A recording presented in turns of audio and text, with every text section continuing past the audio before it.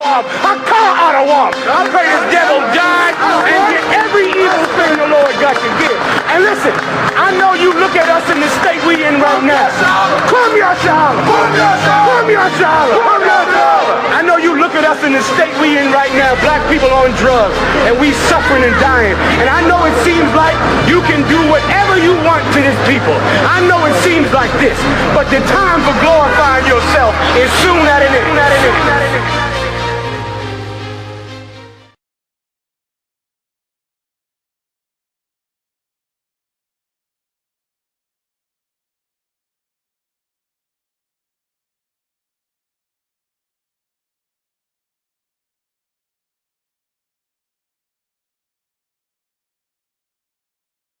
Now, my situation, I am married, but I ain't coming to this truth.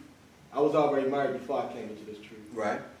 So now I'm coming to the truth, learning more. You know, I try to explain to my wife. She don't get what I'm saying.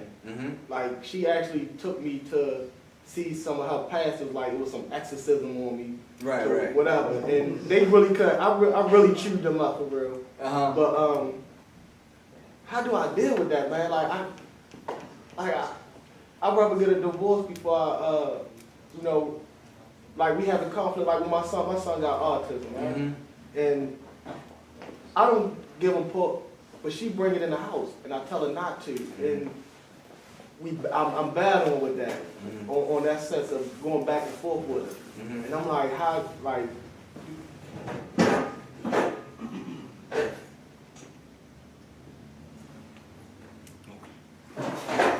Go ahead, brother. Like, do I get out that situation? I mean, I know I gotta be patient with it. Like, I'll say be patient with us. Exactly. But how long?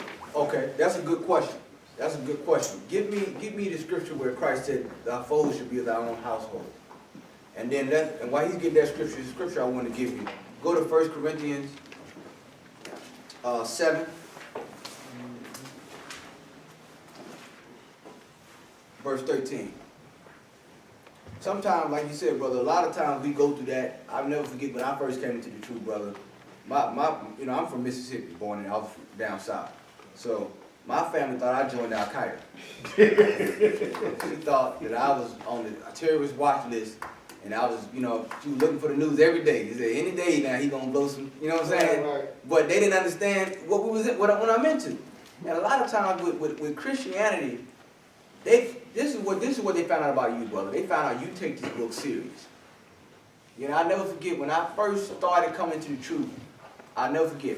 I was in college, and I'll never forget my mother always telling me, whatever, you know, put your mind in whatever you want to do. Work hard and you can do it. You know, be serious when it comes to your education. You know, be serious when it comes to being successful. But when it comes to the Bible, she said it ain't that serious. It don't take all that. But what you give the world is what you're supposed to give the Lord. You feel what I'm saying? And that she's seen that about you, and she's noticing that strength. And really, it's starting to scare her. She's starting to worry now because she don't have the proper understanding. But she's saying the old you now is getting ready to die, and the new you starting to be what they say born again. You understand? So let's read this scripture. This is gonna go into more what you're talking about, brother. 1 Corinthians 7 and 13. 1 Corinthians 7, verse 13.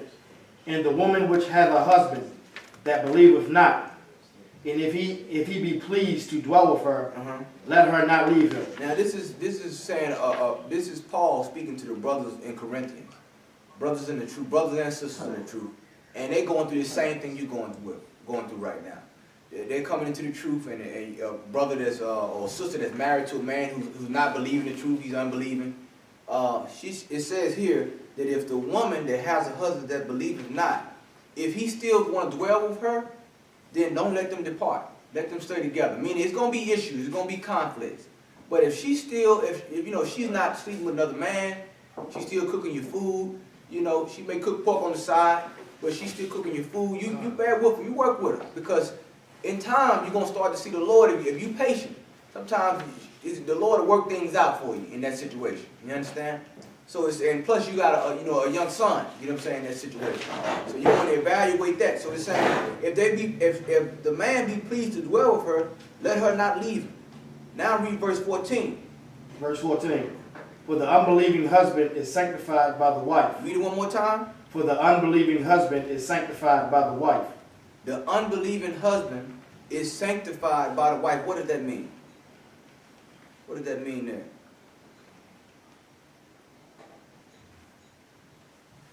The unbelieving husband is sanctified by the wife. By her constant correction. Exactly. By her changing, by her change, okay, like for instance you, by you coming to the truth, she gonna be sanctified by what you doing.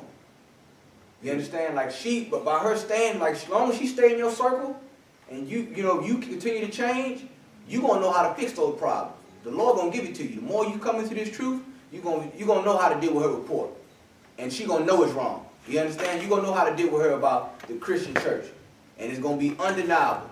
The main thing you do is you just keep coming in this truth. I've seen it time and time again. I done dealt with a sister for a while before she flaked off eventually, but for a time we was, she would have the different arguments about what I'm doing, what I'm into, and then every now and then it'd be there one instance where I said, I got you. I said, you see that? It said, it'd be exact. She could call about complaining about her girlfriends doing something, and I said, oh, the Bible say this, you know what I'm saying? And then she got it raised up off of it, you feel me? So the Lord gonna build you up. The Lord gonna show you how to fix all those things. You know what I'm saying? You just keep coming more into this truth. But it says here, for the unbelieving husband is sanctified by the wife. Meaning, by her changing, by you changing, it's gonna what? It's gonna force her to do what? It's gonna force her to change. That's what's gonna eventually happen. They say birds of a feather flock together. You feel me? It's on one or two things gonna happen. She gonna get with the program, roll with you, support you in what you're doing, or she gonna leave. That's one of the two gonna happen. And really the decision, the ball is in her court. Because what you're doing, you following the Lord. You're not out here doing something illegal. You're not out here, you could be doing something that's worse. Doing something that's worse than what these cats doing out here in the street. But what are you doing? You serving the Lord. You understand? What she's gonna do is respect you in the end. Regardless of her decision. She's gonna have to respect you. Okay? Read on. And the unbelieving wife is sanctified by the husband. You see that? Go ahead. Else were your children your children unclean, but now are they holy. You see that? The Lord looks at us focusing on his work. That's how he looks at it. And that's how he sanctified you and your family. You understand? Remember Noah. Remember Job. They had family members that didn't believe. They thought they were crazy. But guess what? When it rained, all of them got on the boat because they listened to Noah. They got saved. You understand? Because everybody was saying he was crazy. But when the rain came, they was like, man, Daddy was right, man. I thought he was crazy too, but I'm seeing all this rain, you know what I'm saying? It was like that. Same thing with Job. Job's wife told him to curse God and die. And look, what did Job do? Job maintained his integrity. And that's one thing as men in this truth, in this earth, we have to maintain. We have to keep our integrity. Because the world is trying to take that away from us, man. Every day, you want to break you down, make you less of a man. And that's really what you got to hold on to in this place, man. And really, it's the Spirit. It's the Holy Spirit. It's not you being proud. It's you as a man, you got to hold on to certain things, man, as a man. You understand? And a woman is going to test you to see where you at. That's how they are. The woman recognizes, she recognize strength. And she's going to say, let me see if I raise hell enough, he's going to back up off this serving Christ thing. And when she see you don't back off of it, she's going to yield because she's the weaker vessel. The Bible say that. She ain't got no other choice but to yield. You understand? The Lord gave you the power. You understand? Okay? So let's read on. Now this is the other case. Verse 15. Verse 15. But if the unbelieving depart, let him depart. Same thing for sisters. If you get a sister, you come across a sister, you courting her for a while, you talking to her, everything going smooth, and all of a sudden she get mad about what you into. You're going out to camp, or you're growing your beard. You know what I'm saying? You starting to have certain views on different things and that she disagree with, and she happened to roll out. If the unbelieving depart, let her depart. Same thing with a sister coming to truth, and she got a brother who don't want to recognize what she into and just want to just leave her. You know what I'm saying? For whatever case, let them depart. You're not under no bondage. It's gonna say it here. Read on. Hey, brother. Go ahead, I'm sorry, hold on a second. Go ahead, I'm gonna call. It's so heavy, that scripture so heavy, because you never know, maybe that's of the Lord. Because the Lord might see something in that brother or that sister that the Lord don't want her or him around you, you know? Mm-hmm. And seeing that you trying to do something of the Lord, but you see this is a wicked man or a wicked woman that keep testing you and testing you, you know, it's only a matter of time before Satan grabs her or him, push you to your limits, and then you start doing something off that's not off the Lord. So. Exactly. So it was also set up as like a defense mechanism. Like he also defend you from, like, try to get you away from that. Like this person ain't gonna never be right. Exactly. Sometimes that'll happen. Okay. Sometimes it'll happen. That's why Christ said, we're going to go with that scripture where Christ said he come, so I think it's the part you holding it for me, right, where it talks about the father against son and so forth. Like this right here, that's why this Bible is so important. The scripture said this word like a two-edged sword. It cut going in and cut going out. You know what I'm saying? This word, when the truth is spoken, it can be divisive. You know what I'm saying? Everyone got a gay family member. I know I got a couple of them. And, you know, when I'm around them, I still, sure I don't be like, yo, you going to hell and all that. But I be, they go to the subject, I be like, brother, you know that's wrong, man. You feel me? You know that's wrong. You know you can get your woman out here, man. You know you want to have kids. You feel me? Like sometimes we have to have those conversations. And they may not want to talk to me for a while or whatever the case may be. But they know I'm just as staunch on what I believe in as what they believe in. Because let me tell you something, a homosexual, he gonna be staunch on what he believe in. Tell you, a Muslim, they gonna be staunch on what they believe. A Christian, they gonna be staunch. You understand? They not, even though it's lies. You understand? And our God is real. So why do we gotta sit back and say, you know what, I'm a cow down because of how you feel? No. We supposed to be just as bold as a lion when it comes to this truth, man. You understand? So the thing is, like Hamakwa said, sometimes the Lord will move them people out of your life, man, because you special. You come through these doors, you special. He want to use you. You a vessel for him. So a lot of times with sisters, a sister rolled out, man, because she wasn't good for you. So I got a precept for that. Hit me, brother. Ecclesiastes 7:26. Ecclesiastes 7:26.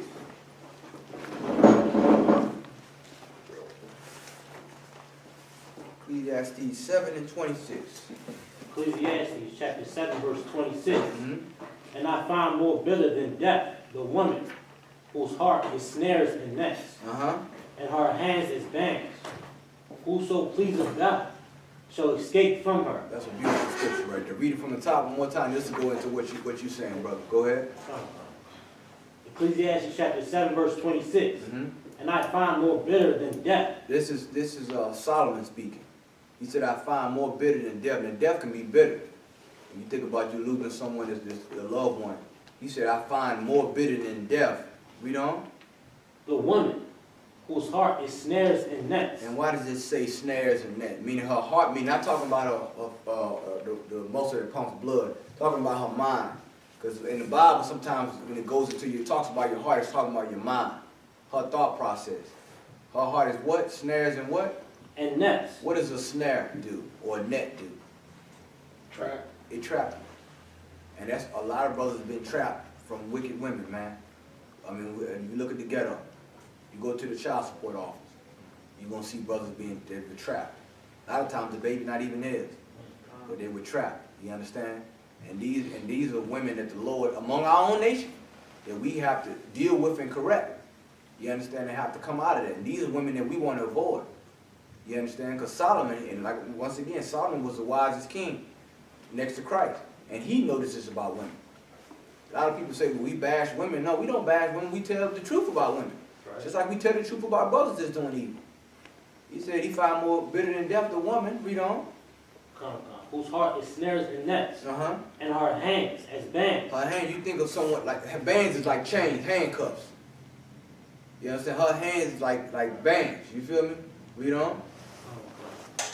Whoso pleaseth the Most High shall escape from her. You see that? Meaning if you serve the Lord going to give you a righteous woman. You're going to escape from an evil woman, man. You understand? A lot of times with brothers, we get caught up in how beautiful a woman is or her sex appeal or the things and so forth. But that right there it can be a trap. These women are crafty on trapping you. They know exactly how to push the breasts up, how to make They got all these different, they got all these accessories now they can do. All these things they can do, you know what I'm saying? You know, the lipo stuff, they got all these things the white man gave them to get power over you. You understand? Because what was one of the things Eve wanted? Eve wanted power. Yeah. And the serpent said that she would get power. She would be like God. You understand? And that's what America, once again, the whore that set on the mother of harlots. Why? Because this is where you learn how to be a whore. This is the mother when Revelation is talking about. This is where a woman learned how to be a whore. She learned how to expose herself. You understand? To get attention. All these different things. You see? Okay, any more in that support yet? But the sinner shall be taken by her. You see that? A sinner gonna be taken by her, man. Why? Because he's looking for the wrong thing. With a woman, I'll never forget, GEN.YAHANNA said, mentioned this before, marrying a woman is like buying a house. You wanna look, you wanna examine the property, you wanna see who's been around it, who's been living in it. You wanna see all these things. The same thing with, with marriage. That's why marriage, going back into marriage, man, that's why the father is so important. A man is so important in the household. Because in the scriptures, when a man wanted to court a sister, right, he had to go to the father. And these are things that we're going to eventually have to get back to as a nation. You understand? All over. You know what I'm saying? It ain't going to just be no willy-nilly. It's going to be, okay, you want to talk to her? I know her father. You go speak to her father first. And that right there, that keeps your honor intact. You understand? Now you're going to know, okay, this brother, what's the things he got to work on if you want to court my daughter? Or if he's going to be a good fit. You understand? And then that agreement is made and both fathers will sit at the table. You feel me? Because it was now you joining your family to another family. Now we you know what I'm saying? It's once again, that nation building is there. Because now we understood what marriage was. Now how we going to have that with having two men laying in bed together? Right. How we going to ever build a nation with that? Right. We can't do that. We can't do that. So that has to be eliminated. It has to be eliminated in order for us to be fruitful and multiply. Like the Bible said. Two men cannot be fruitful and multiply. So neither can two women. So now that's out the equation. You understand? All right? Any more on that support yet? Lots. Okay, so yeah, that brother right there, that's just some scriptures that you can, you know what I'm saying, to read and dwell on, man, and meditate on. And if any questions you have too, man, you can call one of the captains or the generals, man, or the officers down here, and they'll point you in the right direction. Because I know sometimes it's more to it than that. A lot of times with Eve, and they come with different things. I know, bro. I've been down that road right with you. I know, man. It takes counsel, but you can beat it. You can beat it because why? Because Christ beat it. Christ conquered all of this. So we can do the same for sure. Okay. Any other questions? Okay, go ahead, Soldier. Could you break down the laws on divorce? Divorce? Okay. Let's go into divorce right quick. All right. So I had the precept in Matthew. Oh yeah, let's get that first, and then we're gonna go into the laws on divorce. Okay. Matthew chapter 10, verse 35. For I am come to set a man at variance against his father, and the daughter against her mother. You see that this is variance meaning what? What does variance mean? Say what now? Someone said. Go ahead. Go ahead. Separated. Right. It's variance meaning you're gonna have disagreements. You're gonna have conflict. You right? So you came to set a man. This is who's saying this now? Christ. This is Christ saying this. This conflict. Hold on. Now a lot of people say Christ come to bring everybody together. I keep hearing that everywhere I go. You know, I'm hearing that with Jehovah's Witnesses, everybody. It said he come to set a man at variance with who? His father, against his father. Why? Because if you follow Christ, it's going to be some conflict. Damn right. They don't understand who Christ was, man. Christ was a revolutionary. You understand? Let me tell you something. When Christ was on the scene, he shook up the power structure of Rome. Christ caused such a stir that the religious leaders, a.k.a. the NAACP, the Congressional Black Caucus, all the rest of them big-headed Negroes, got so upset, they got the white man on the phone. Said, we got a problem down here. We got a problem. He's speaking of another kingdom. He's speaking of another way of life, other than your life. You understand? And they had Christ crucified. Now, with a man that bringing everybody together, why would you want to crucify him if he loved everybody? Evidently, he didn't love everybody. And everybody wasn't in his program. Okay? Go ahead, brother. And the daughter against her mother, And the daughter against her mother. Read on. and the daughter-in-law against her mother-in-law. Uh-huh. Verse 36. And a man's foes shall be thy of his own household. This is how you know you're in the truth. Don't ever forget this. Your foe is going to be of your own household. You understand? The scripture says a prophet is not without honor. It's a scripture to go in there too. Talking about, I'm sorry, go ahead, Yelai. So, can I get that script one more time? That chapter and verse, Papa Phil?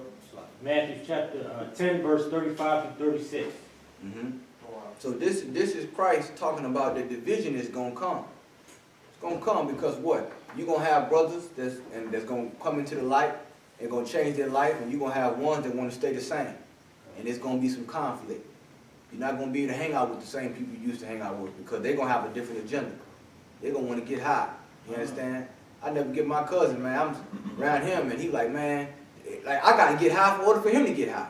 It's like, man, he wants my, I ain't stopping you, brother. I ain't stopping you from doing what you want to do. He's like, man, see, that's why I don't want to get high, man, because you don't want to, you know what I'm saying? You messing up everybody. Because I don't want to, because it's conscious, you feel me? He need that peer pressure. And peer pressure can be a good thing. You understand? On the right-hand side. Because what we supposed to do, we got the most powerful way of influencing our people. I mean, you look at music, you look at everything we do, fashion. We got ways of influencing our people to the right way. But we use it on the left-hand side. You feel me? And if you stand on what the Lord said, they're going to start to say, man, let me see what this brother about, man.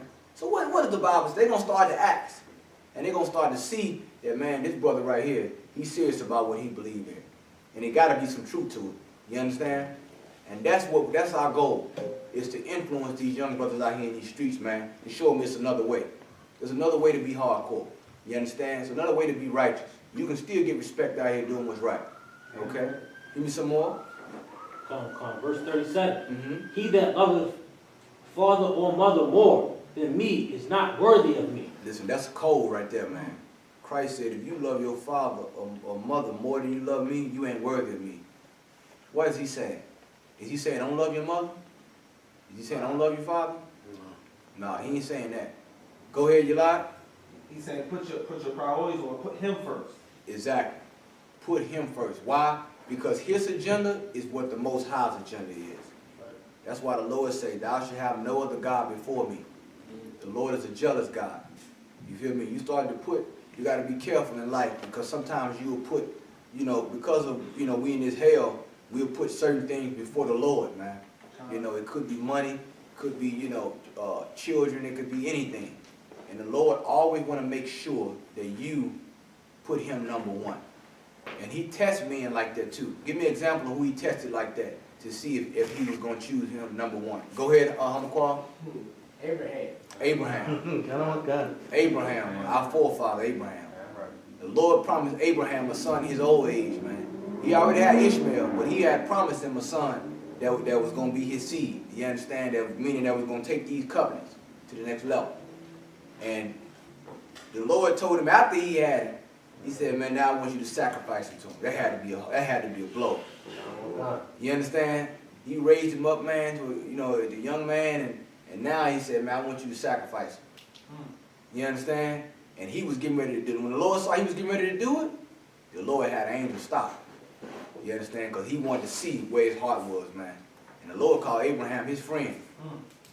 That's heavy right there, brother. You understand? That's the bloodline we come from. You feel me? That's who blood run through our veins. You understand? And that's how we supposed to be with the Lord, man. We ain't supposed to let nothing get in the way of his agenda. You understand? Nothing get in the way of what he say. Because guess what? The Lord will see that and he'll bless you. He'll bless you. You understand? He'll protect you. He'll protect your children. You understand? He'll make sure that you got what you need. Okay? Any more on that, soldier? Come. And he that loveth son or daughter more than me is not worthy of me. Go ahead. Verse 38. And he that taketh not his cross and followeth after me is not worthy of me. You see that? A lot of times Christians don't understand what that cross means. That cross means a burden. It's a burden, man. You gotta understand sometimes, and I know y'all brothers know they've been coming to camp, man. You're gonna be hated. You're gonna be hated, and you're gonna be hated just for being a man. A lot of this, what the Lord is telling us is making us be respected as men. You understand? You're going to be hated because of that. People not going to invite you over to family reunions. People are not going to want you around their kids. Right. They're going to look at you like you're a terrorist. They're going to look at you like, oh man, you're the problem in our society. When you have the solution to fix the problem. You understand? Can you imagine how Christ felt? You understand? You imagine how he felt? He had the power to raise the dead. And they still, what the Pharisees said, they said he had a demon on him. You understand? He had a demon. This man healing the blind, making the blind see, feeding the sick, you understand, without welfare, right? Without health care, healing people, and they said he had a demon on him. You imagine that. Hold on, and that's how we know that we people of the Lord. Because only black people do that. If a Chinese man, let me tell you something. If a Chinese monk go out there and start healing Chinese people, they're going to put all the rosary beads around him, give him all the rice he wants. You understand? Give him the fortune cookie hat. They're going to do all that. But when they come to us, boy, you better not. You start healing black people saying that. I don't like that nigga there, man. He think he's somebody. You know what I'm saying? That's how they looked at Christ. And Christ was a humble brother, man. He rode in on a donkey. You understand? Like he was a down-to-earth brother, man. That's our king. You understand? Matter of fact, hold that. Before we go into divorcement, give me that scripture where Christ said he ain't gonna have a drink of wine until he sit with us in the kingdom. Give me that. Let me show you how down our king was for us, man. And he know what we going through. He know it's hard down here because he's seeing it. He's sitting on the right hand of the Father. But let me show you how much our king loved us, man, and how we gotta have loyalty to him, man. Do what we doing. Like Christ said, man, at the Last Supper, we're going to go into it. Once apart, y'all get there, we're going to touch into what the brother had on the divorcement, the law on divorcement. Okay? Let me know when you get it, Sapar, y'all. All right.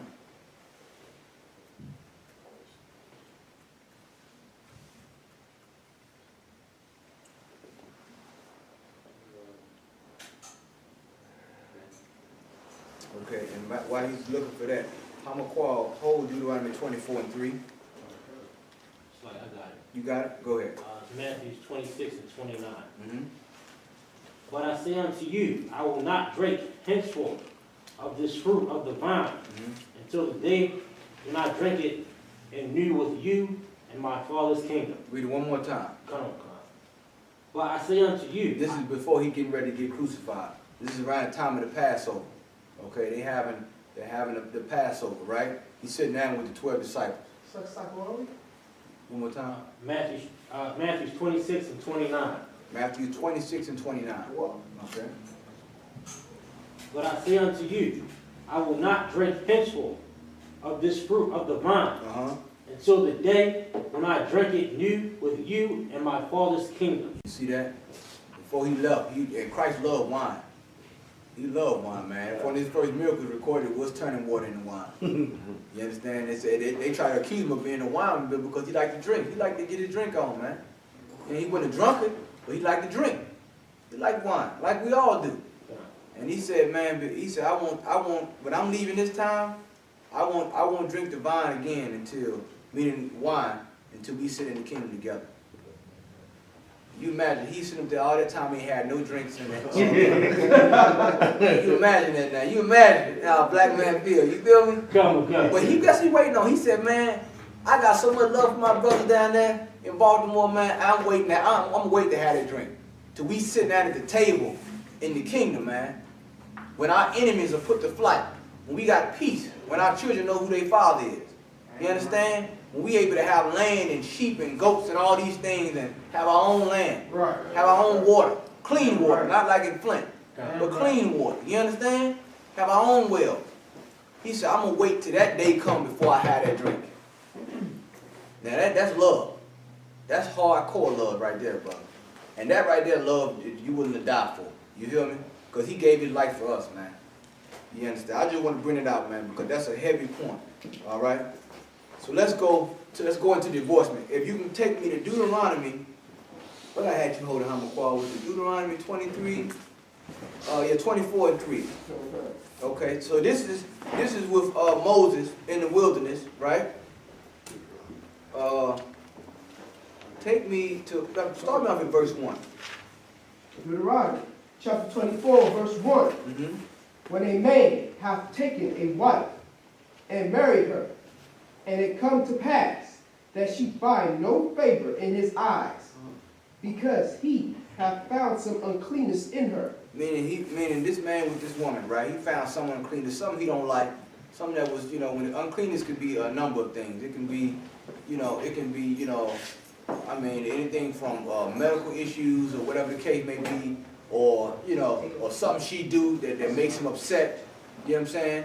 Or it's a number of things that can be classified as uncleanness. But it's more talking about something that's uncleanness is based on the law, right? Something that she's doing or something that she's about that's unclean about her, right? You know what I'm saying? She may not, keep her hygiene up, whatever the case may be, right? Go ahead. Salaki. Uncleanness in her. Uh-huh. Then let him write her a bill of divorcement. Now, Moses gave us a bill of divorcement, right? Go ahead. And give it in her hand, and send her out of his house. Right. So that was the law based on the, she found no favor in his eyes because of the uncleanness, right? So the bill of divorce, read verse 2. Read verse 3. 3. Mm-hmm. And read verse 2. I'm sorry. Verse 2, sir. And when she is departed out of his house, she may go and be another man's wife. Right. So this is what Moses instituted in the wilderness, right? To keep in mind, we're coming out of Egypt now. We're in the wilderness, right? We living in tents now. We living in tents out in the wilderness. And Moses right now is organizing. We're trying to keep ourselves together. You feel me? We got problems. Like we got problems every day. You think of the courtroom, right? You take Judge Judy.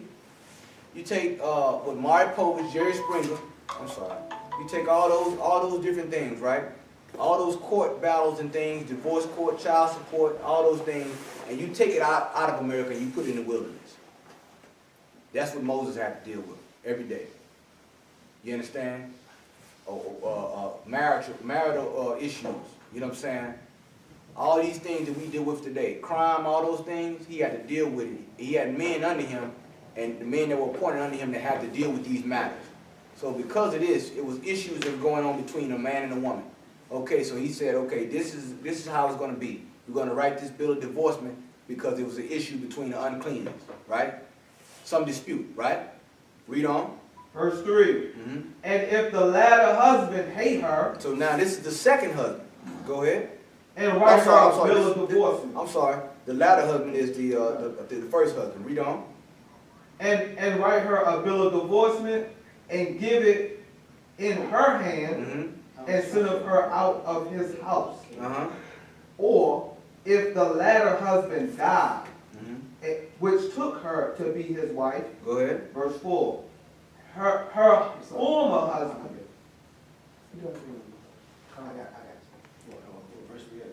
We on verse, we Deuteronomy 24. We start on verse 4. I got it, sir. Verse 4. Her former husband, which sent her away, may not take her again to be his wife. So meaning the first husband that sent her away, he can't now take her back to be his wife. You follow me? Because he gave her that bill of divorce. Go ahead.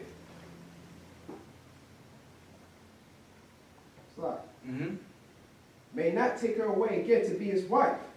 After that, she is defiled. For that is abomination before the Lord. And thou shalt not cause the land to sin. Meaning a woman can't just keep going back and forth between each man. Because now it's just like, it's just another way of being a hoe. You follow me? Meaning this, if you put that woman away, then that's it. Ain't no coming back. Meaning if it was bad like you said it was, no need to come back. You can't keep going back and forth to each man and hop. You know what I'm saying? You can't do that. And this is to keep the land from when it says cause the land to sin, meaning this. Meaning the laws that is instituted is to keep the land from sin. Because what happens, sin is like a cancer. It starts off small, but it gets bigger and bigger and bigger and bigger until now the whole land is consumed. Same thing with homosexuality. It said it started off in the closet. I was trapped in the closet. I was hiding in the closet. I came out the closet. Okay. And now, look at it now. They took the damn rainbow. The rainbow, the Lord made the rainbow to say, as a token between him and Noah not to flood no more. Go ahead. And the part where it says, "And the land fallen to sin," is that also a reference of because she can get end up having kids with both of these men? Exactly. All that. And now it's like confusion. Exactly. That's another thing too. Why it's so important. The legitimacy of having a child, right? Because think about this in the Bible, right? A man had a lineage, right? And a lot of times they would have staffs. And on that staff, you would have your father's father's name on there, his father. You would know who your father was on that staff. It would be written on the staff and inspired.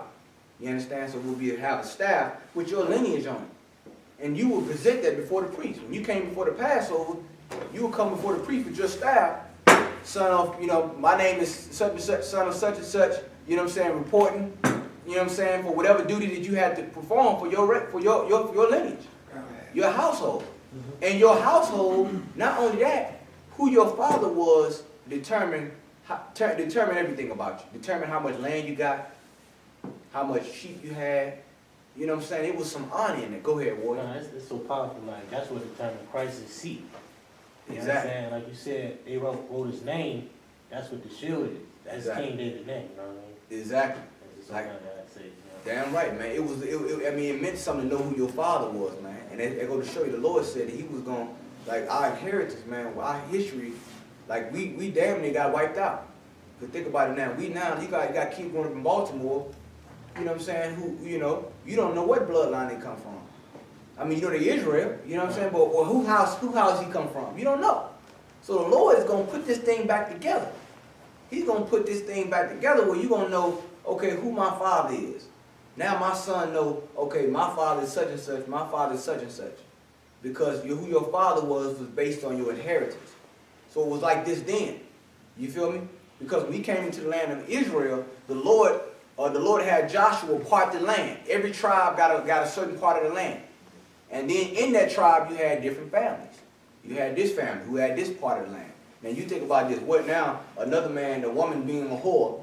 Now there's no way to tell who. You know what I'm saying? Now the child don't know who his father is. You feel me? And now all these different issues can occur. So all this thing just kept order. You feel me? It kept order. Okay, so she couldn't go back and forth. All right.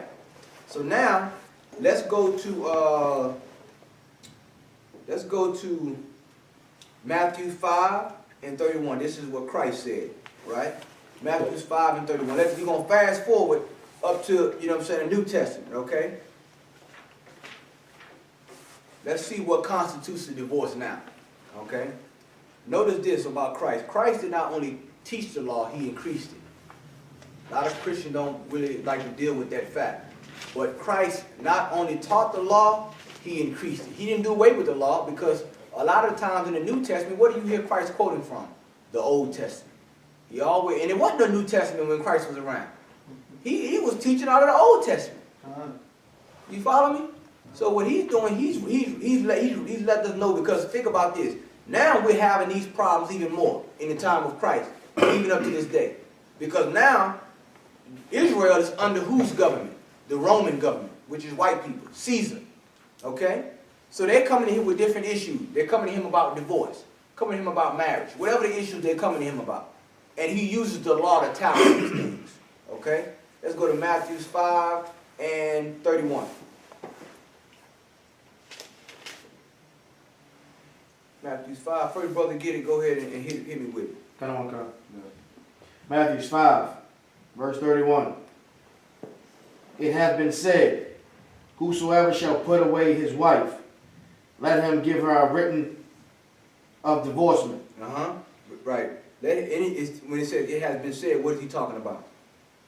It has been said. Where was it said at? In the Old Testament. There you go. In the Old Testament. Read on. Verse 32. But I say unto you, that whosoever shall put away his wife, saving for the cause of fornication, cause of her to commit adultery. And why does it say saving for the cause of fornication? What is it talking about?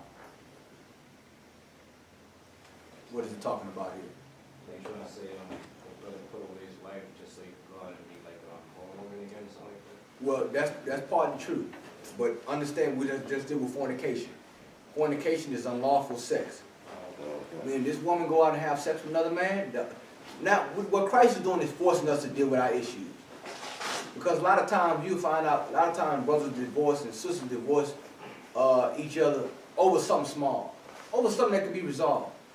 You know, and then later on they think about, man, I should have never signed the papers.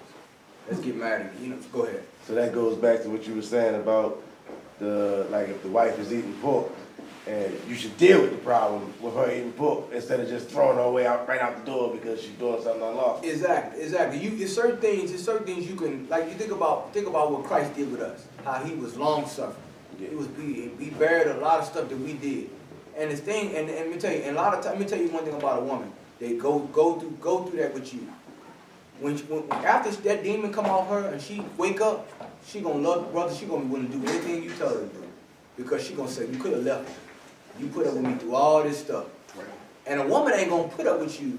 Let me tell you, a woman recognize when she wrong. When she come to her senses and say, man, baby, you could have left me, but you stayed with me, man. You know, I was wrong.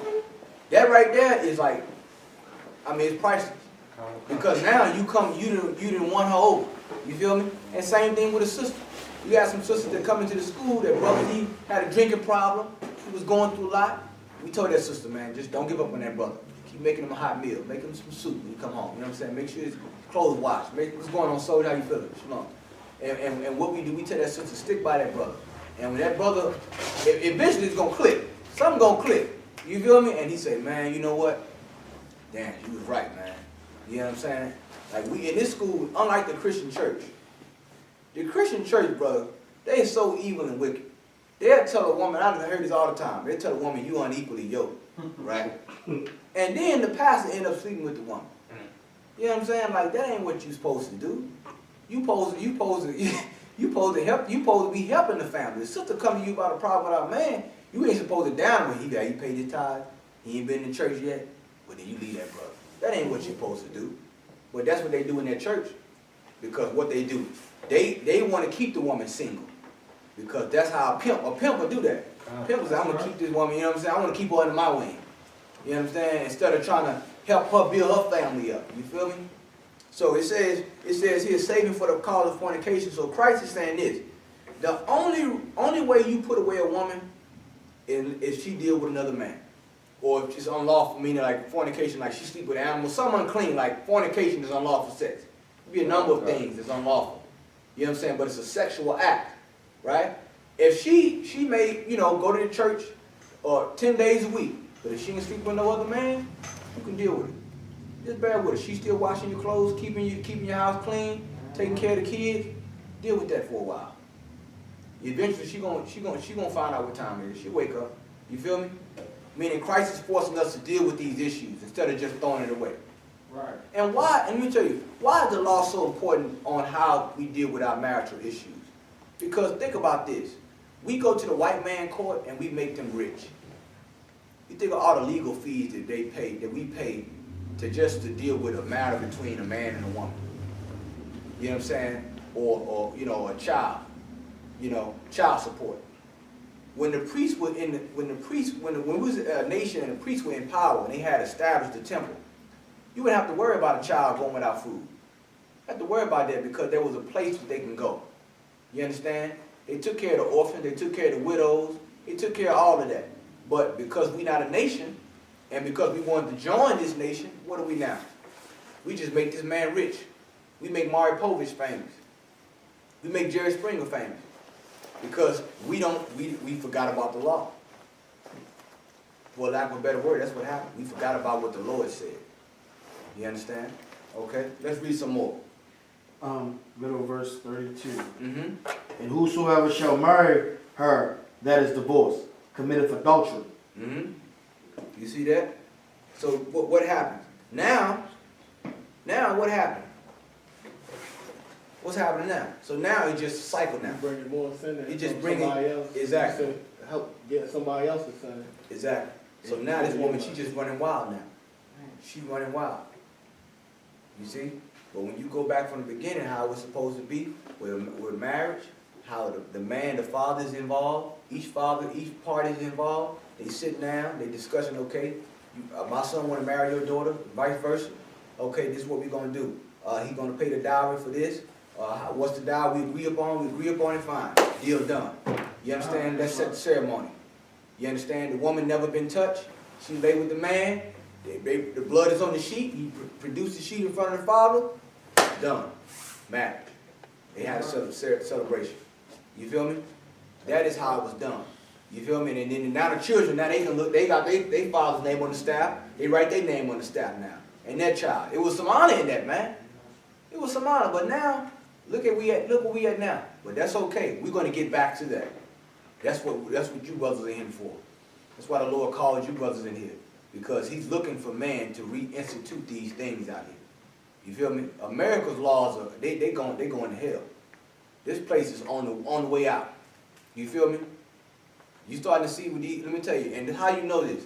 Because people are starting not to believe in politicians. That fog is starting to get away now. And when people stop believing in politicians, they stop believing in institutions. And when people stop believing in institutions, they stop believing in laws that govern those institutions. And when that happens, what do you have? Chaos. Go ahead, Warrior. That's pretty much how a lot of kingdoms fell back in the day too. The government started breaking down and people started overthrowing and taking up against their own government. Mm-hmm. And when you see a government breaking down within, Mm-hmm. you know it's trouble. Is that? You know it's a problem. Is that? And that's what happened with Rome. Yeah. America is an extension of Rome. You look at the Senate, you look at how everything is formed, it's the same thing. And what happened in Rome is when chaos and stuff started happening, think about it, you had famines and things like that. And people didn't have food. And you had different men who rose up in those areas and started to feed the people. They called them warlords. You understand? But they rose up and they was able to take over territories. And they said, and the people, they paid homage and they respected those men who said, we're not going to allow invaders to come in and kill you and hurt you. And those men, after when Rome fractured, that's when you had what you call the Dark Ages. When black men who took over those, like Septimius Niger and all those brothers, those were black men. You understand? It was once gladiators and in the military and all that. They started taking over areas, and those men rose to power. You understand? And that led to the Dark Ages. You understand? But we go more to that during the history class on about that. But that's exactly what happened, brother. So the writing is on the wall. Let's go to Mark chapter 10, verse 3. This is another one. No, matter of fact, start me at verse 1. Mark 10 and 1. Okay. Let's see what this is piggybacking off of what we just read in the previous verse. Mark chapter 10, verse 1.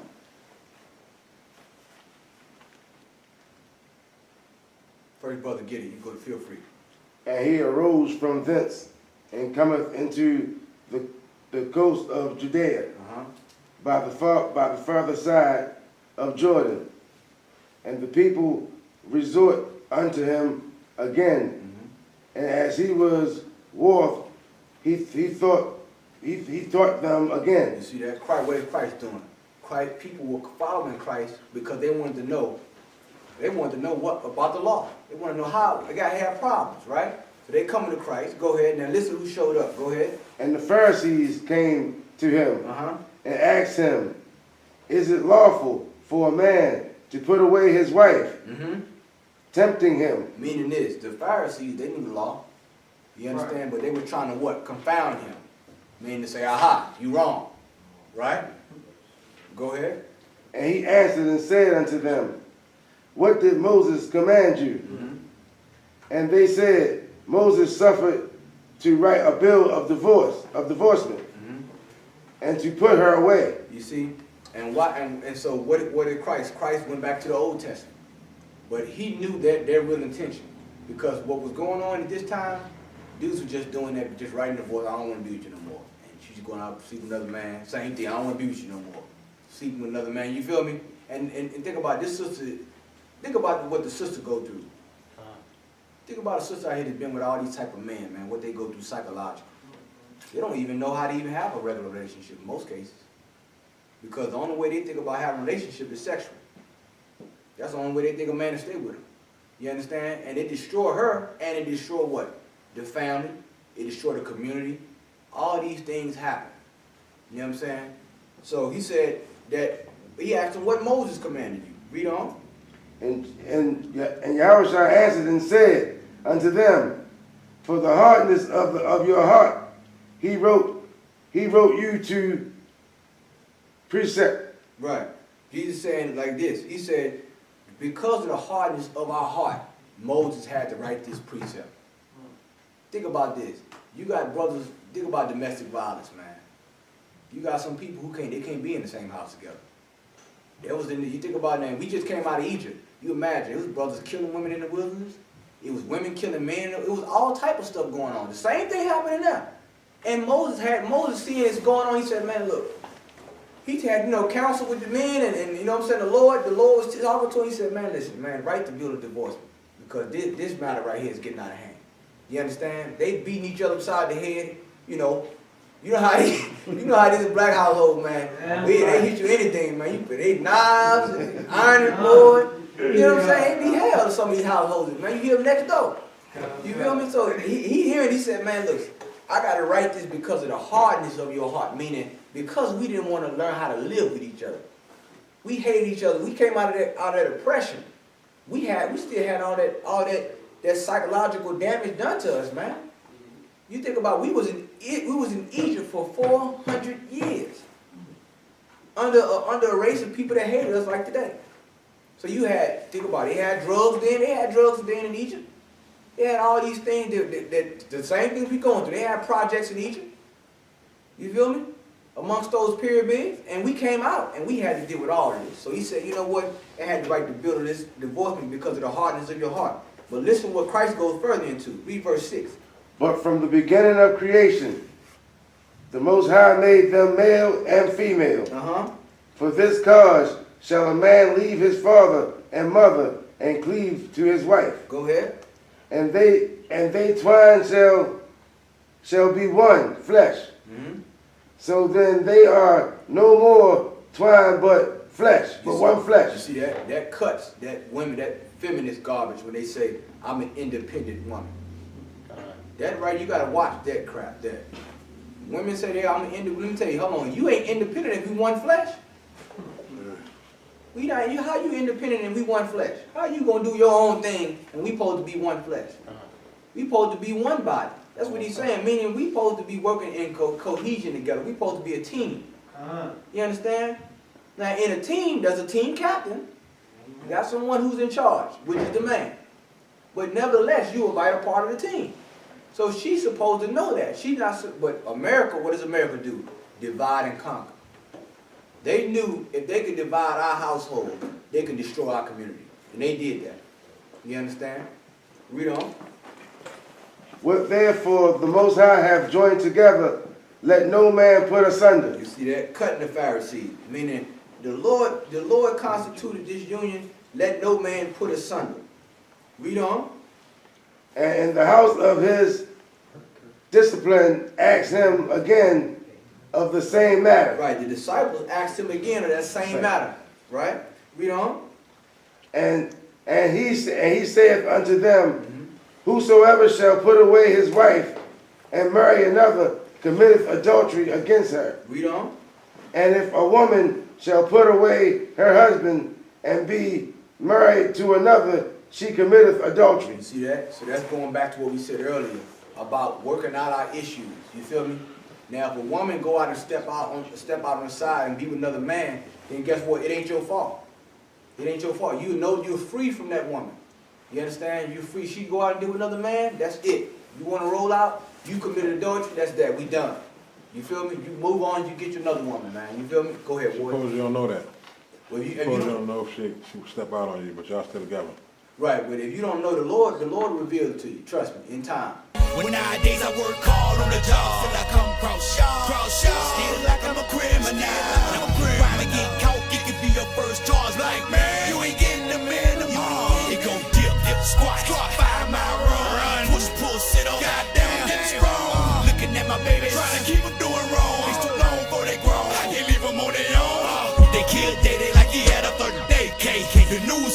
story for what they say. It took me back to the time we lost Otis. Pretending these crackers, they gon' tell you something bogus.